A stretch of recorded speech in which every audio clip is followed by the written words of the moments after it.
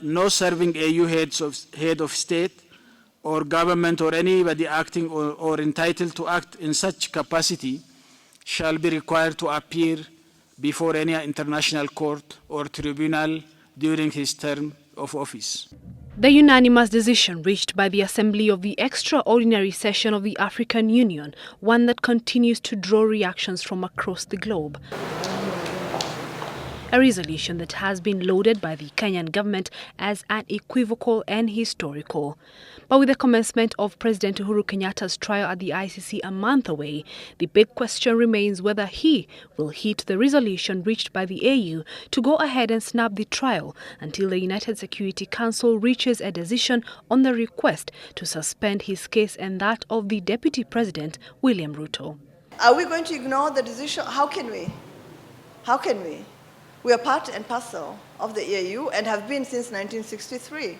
Any decisions that are made there, we were part of the decision-making process. We have signed onto all the decisions that were made. We must implement them, as must all the African countries that were present.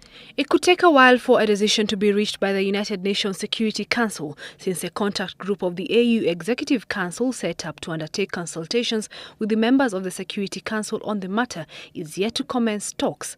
Once presented to the Council, the decision will rest with the member countries of the Security Council, USA, Britain, France, China and Russia, which are the permanent members, with Rwanda and Togo the only African countries among the non-permanent members.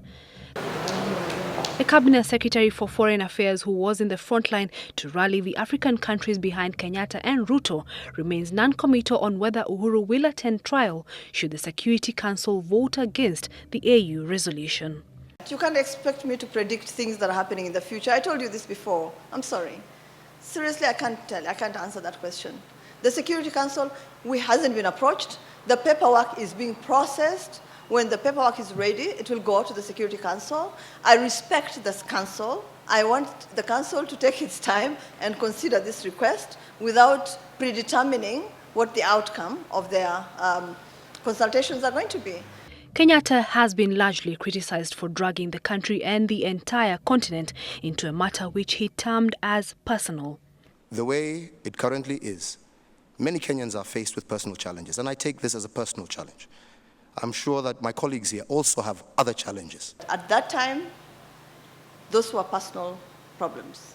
He was not elected then into office. He was campaigning for office.